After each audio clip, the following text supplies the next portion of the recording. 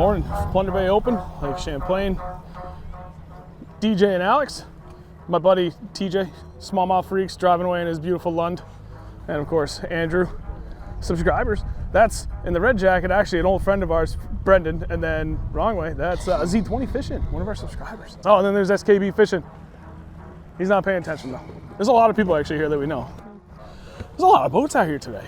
We're gonna wing it. We have fished down this area a total of 6 hours. So I don't know. We'll just see how it goes. Hope for the best. All right, guys, we'll see you out there. You too. Are we getting ready to launch? No, we are. You guys?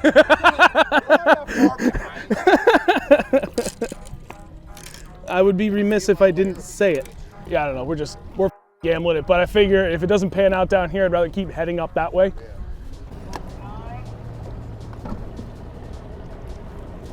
Later, boys. Good luck.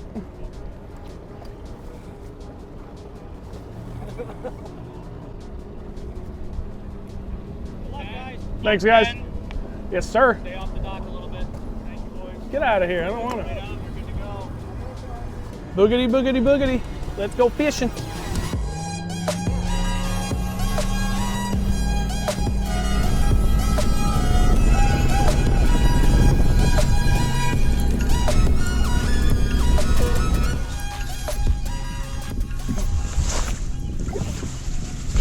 Oh my God, it might be a pike, but I don't know.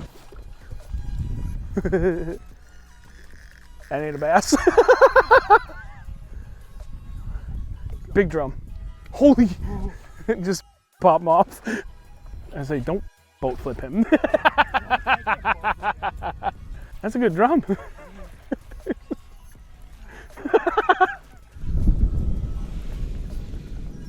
Jesus Christ. That's a beaut. Jeez. Not what we're looking for, sorry, but that was cool. Okay, now I know what a bite feels like. That's pretty sweet.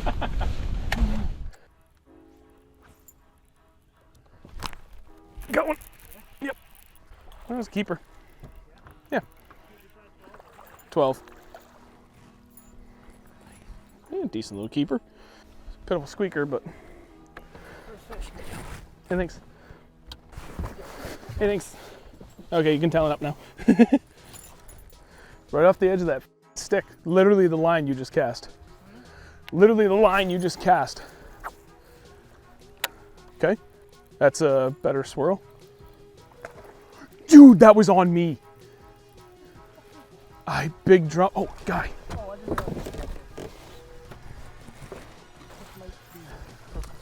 Yeah. Nice job.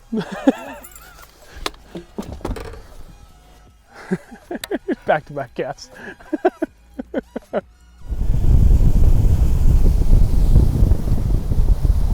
And another one.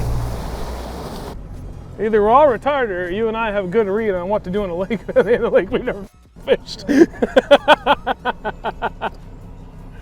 different ways to look at this. Good. Oh, it's loaded with boats. Okay, now I actually feel like a jig might work. I'm in 8 feet of water right here. I just pushed out a bunch of bait in front of me. That's not bait, that's one fish. Oh my God. Got him, dude. Yep, net. Oh my God. Yep, that's a good fish. Not huge, but that'll help the cause. Yes. Dude, he missed it twice. Felt a little tick, tick, and then it stopped. Right? Hit like it, that's for sure. Thanks. Yeah.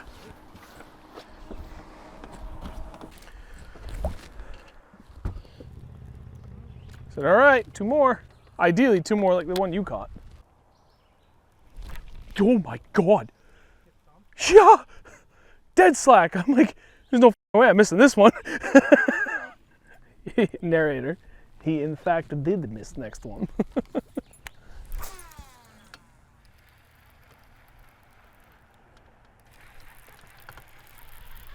Got him. Dude, he hit that and ran at me so hard. Small. Wow, that was wild. That, dude, I felt thunk, and then I'm like, reel, where is he? Hey, sniper! Sickly looking. Yeah.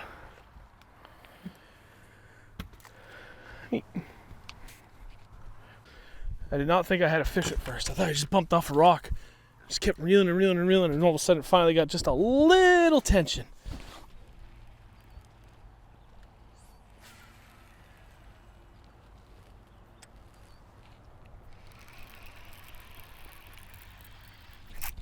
Oh my God, I had to fish that whole time, bud. Yep. Oh, I don't know, because he's swimming at me. Yeah, dude. I think we figured something out there, bud, huh? Large mouth, short and stout. There is your jig and there is my Dude, yeah, guy. All right, there's our limit. Oh my God, he's belly. He just nosed down on that. That was wild. Maybe that's where that aggression is coming in. It's getting them to commit. Would also explain that bite. The last two where I didn't even know I had him. Spinnerbait? Oh yeah. Ooh, followers. You got him? That's a call. Nice job, buddy. Thank you. First cast. Yes. Stopped and he smoked it. Oh, you got a follower. I felt like a little tick. I'm like, what? Wait, what? So I lifted the rod up. I didn't feel anything, and he turned and went the other way. Here, you take your fish. I'll get him. Show him. Not a bad call. First call of the day. Let me pull it just in case. Okay, now you can. Yeah, buddy. Cool. That's great. Oh, dude. Not a good fish. I don't know if it's gonna help, but You just sit back to back? Are you kidding me? You sit there with a net and wait. 2.3. 2.32. I do too. It's just down in my rod locker. Dude, there's way more fish to the left. Oh my God, that's a fish! I thought I was on the bottom. This my side. That's big fish. Yeah, oh no, he's just healthy as hell, but he's still a good fish. Dude, I'm like, that felt twice as big. That was dumb. That ain't gonna help at all. Not a bad problem though. Nope. 254. Yep. 1, 2, 3, 4, and 5. Little cull.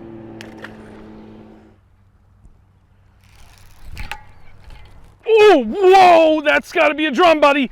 There he goes.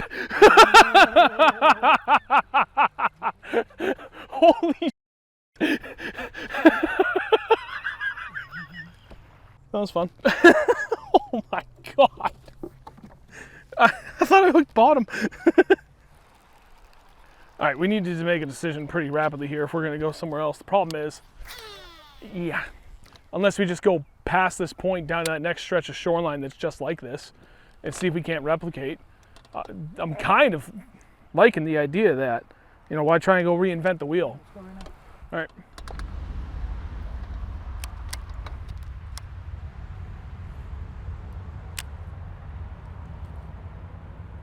Turn on it and eat it. That might cull. It's literally right in front of me. Hit the brakes, if you can. This actually might be a bed. Yep, sure is. That might help us, buddy. It's right in front of me. I keep falling off this thing way faster than I think. Last try. Yep. That's gonna help. Yep. Ready? Sorry, I didn't know what you meant by you got him. Damn right, that's gonna help, dude. Yeah, guy! Maybe not. No, it will. Shouldn't he? Should. It's tapped out, man. Look at this thing. 306. All right, I'm gonna need a hand so we can do this fast. 1 and 2, 3, 4 and 5. Okay. Dude, I can't believe that. It's a good thing we left when I did, because I thought we was that last bay, not this one. An extra 3 minutes. About 10.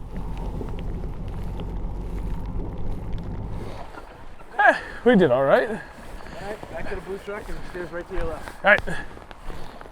15.63. Oh, yeah, dude. Grab your fish. Get a grab picture for me. Yep. Oh, yeah. Oh, you're welcome. I left you the 2 big ones. Thanks, man. There you go. 5. Wait, is that one still on? Yes, it is. 15.7 something? 15 something or other. See how it goes. And that was a wrap on the Plunder Bay Open tournament up on Lake Champlain, which again was Saturday, June 10th. I had that date up on the video to begin with. But one of the things I wanted to do was really elaborate post video on what it was on everything that we did. Normally I would have Andrew here for something like this, but totally screwed up the schedule on this. We were dead tired after the tournament. We didn't even really have the best recording equipment to do it at the place we're staying at up there. So here I am alone doing it now in my house. And again, I want to really elaborate on a lot of the details that we would normally have in our fishing videos like this, but when it comes to tournament videos, 1, I usually don't do them because of 2, when we do fish a tournament, I don't take the time to elaborate on things during the day that I normally would elaborate on in any of my regular fishing videos. You know, if we're out there in a really good jig bite, after a couple fish, like I'll kneel down and talk to the camera for a minute or 2, and I'll really explain, like, okay, this is exactly what we're finding, and it was either, yeah, this is exactly what we thought was gonna happen during the morning, or things have changed, and, you know, this is the very specific details about what was happening. When it comes to tournaments, I just don't take that time to do that because I want to focus 110% on the tournament and our fishing. Hence why we're going to do this after the video is done. We finished 17th out of 49 boats, 15.63 pounds on 5 largemouth. All in all, pretty good day. I am not going to complain. We talked about it a lot, like as we were waiting for all the final results later on that night, you know, just reflecting on, like, you know, how'd the day go? Because we always do that regardless. I am very, very happy with how we did. I know Andrew is extremely happy with how we did. Here's the thing. We've only fished down in that area, I would say, for a total of 9 hours, and that's me. Andrew has never fished the Ticonderoga end of Lake Champlain. I went out down there about a month prior to this tournament, almost exactly a month prior to this, and I fished right outside of Fort Ticonderoga for a total of 3 hours with my buddy Passan from Sherpa Swimbaits. I have been in the Port Henry area for about 6 hours on another day, but that was back in August of 2020. Very first time I had ever fished Lake Champlain. And actually, it was Port Henry and much further north of that point is where I spent that 6 hours. So all things considered, the 3 hours that we did fish a month prior to the tournament that I fished myself, it was all literally in one spot about 600 feet long. We didn't have to look anywhere else. We weren't out there scouting. We were just out there having fun fishing. It had nothing to do with the tournament. And it was completely different conditions than what we saw at the tournament. At that time, a month prior, water was way up. There was almost no vegetation development yet, other than stuff, you know, that lasts throughout the seasons, you know, through the winter. And when we got to the tournament, the water had dropped almost 2 feet, and the vegetation development was absolutely insane, which is a good thing, but we're also... it's just entirely different conditions than what I had fished in the previous 3 hours. So we had nothing to go on other than what we've always talked about in previous videos. So it's like, okay, how do you break down a new body of water? What, you know, that you can't go to? What tools do you have at your disposal? And we did exactly that. A few days before the tournament, we pulled up satellite imagery, we pulled up depth charts, and we just went to work. And we knew roughly, thanks to that trip I had done a month prior, what the water temp was going to be. Pretty close to it. We knew it was going to be post-spawn. At that point, the water is going to be about mid-60s, maybe upper 60s, and ended up being about 67, 68 degrees during the tournament. And, okay, immediate post-spawn.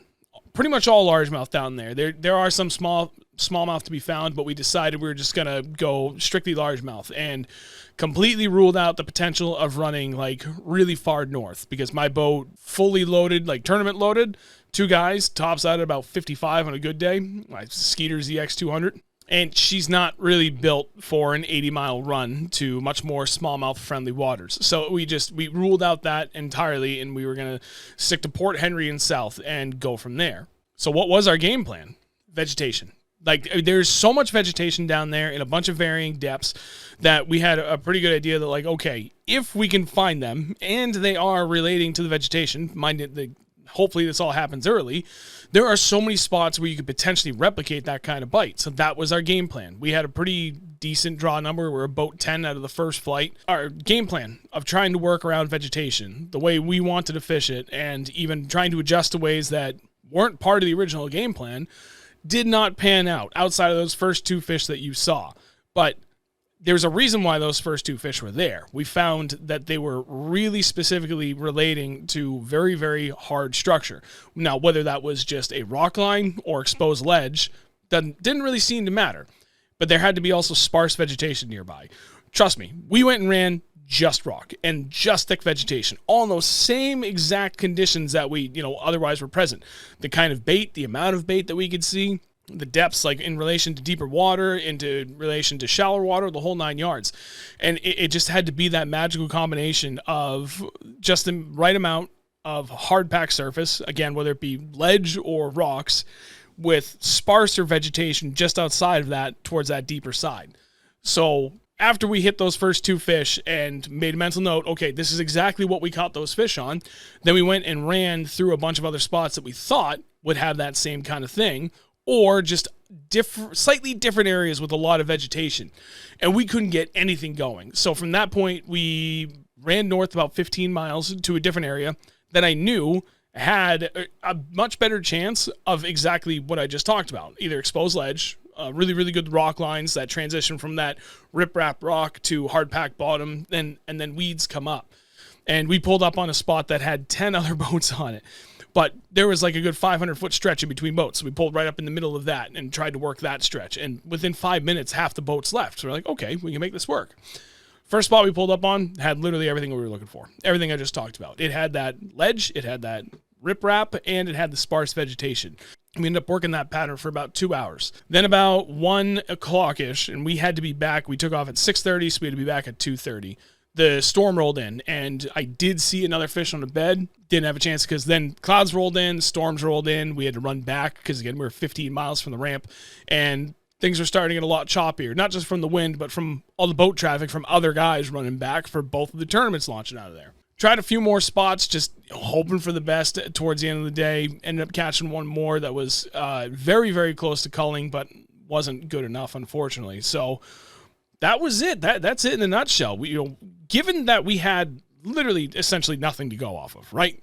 All we had to go off of was satellite images and depth charts and just good old intuition and experience. We ended up putting together a pretty solid bag. So after all that rambling, the one thing I didn't tell you is, how the hell did we catch him? I'm not going to give away very specific information like I typically would on this, because we did find a couple of very key things about how we were fishing that literally made all the difference. And I want to keep that to myself because that was kind of hard-earned information. It's something that we've been slowly starting to piece together over the last, starting since last season. But I will tell you that spinnerbait was key first thing in the morning. And there was a lot of alewife running around in that first spot.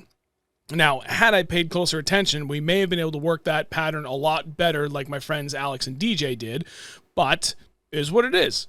So spinnerbait got them started up, and then actually got a couple more on it, one more keeper, and then a couple more that wouldn't cull, so they're decent-sized fish.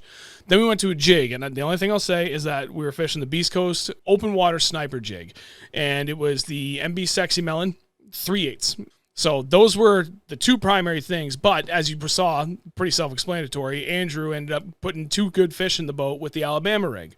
A Vermont legal one, mind you. It only had 2 real hooks on it. The other 3 were dummy hooks. So where and how exactly we were working those, a spinnerbait, really nothing special. A lot of that magic and a lot of the damage that I did came down to very specifically how I was fishing that jig. And it's something we were working on. So very, very happy with that. And with that in mind, again, all in all, great day. We were both very, very happy with how it went. Obviously, we wished it would have went better, but can't be mad with 17th out of 49 boats when we essentially knew nothing about the damn lake. We had to figure it out on the fly during the tournament. I would say that's pretty damn good, all things considered. Big thank you to our sponsors, Ben's Tackle Shack primarily, because they were able to get us a few things very last minute. Just a few days before we left for the tournament, we went down to their store in Leicester, Mass, which is just outside of Worcester. They've got a ton of stuff down there. Dan and Ben were awesome. They're also online, benstackleshack.com. Obviously, Beast Coast Fishing, because they were providing all the jigs that made this a hell of a lot easier for us in the sense of it's just, they're different from anything else out there, and they're phenomenal jigs, and I have all the confidence in the world with them. And I was able to get quite a big order in very, very last minute to make sure that I had enough to go buy up there just in case we broke a lot off, which thankfully we didn't, thanks to Defiant Fishing. We were using the 15.5 pound heavy cover fluorocarbon, which was always a Seaguar guy. I went from Red Label to Abrasics. I even did Tatsu for a little bit. I ended up liking Abrasics the most, and that's a phenomenal line. I had zero complaints. And then I went to Defiant, and I was like, okay, no, this is even way better. That line is just something special. I didn't break off a single bass. Now, mind you, you saw that giant it broke off. I still have no idea what the hell I hooked into. That was otherworldly big. But other than that, even with all the zebra mussels up there and all the ledge we were fishing around, we didn't break off a single bass. Not only during that tournament, but for the full 4 days that we fished up there just a month prior, up on the north end. And of course, Big Bass Dreams for providing the weigh-in bag for us and just being all around great guys and supporting us in every single way, shape, and form. Douglas Rods, they have been phenomenal for us. Got actually quite a few fish on them during that tournament, especially Andrew on his, throwing the Alabama rig on that heavy rod. And Waterland Company, because honest to God, if I didn't have those sunglasses, I wouldn't have seen that last fish that was down there on that bed, or the second one that was after it. I have the Millikens, and they're phenomenal. I use the blue lenses. Those things are friggin' incredible. Cannot say enough good things. If you guys are interested, go to their website. Use code Reel Nothern. That'll get you 15% off. Last but not least, I want to thank FXR Pro Fish, because they're friggin' awesome. That's all I wear for gear when I'm out there fishing, and their rain gear kept us dry when it poured the last 2 hours of that tournament. If you guys are interested in buying anything from FXR Pro Fish, please reach out to us directly, whether it's on any of our social media, or you can send us an email, which you can find in the video description below. We do have a discount code we can share, which I promise you is better than anything you will find from anybody else on anything else. It is significantly higher than anything you get from any promotional staff offer from anybody out there. It's so good, we are not allowed to publicly share it. Per our contract, we can't. So if you're interested, reach out at any time, and I'll happily provide that for you guys. Other than that, thank you for watching. Thank you all for the continued support. All in all, not a bad tournament. Happy that we did it, and I'm looking forward to that next one, the MLF Phoenix BFL, happening on Lake Champlain, July 29th. Hopefully it goes a little bit better. Thanks, guys. See you later.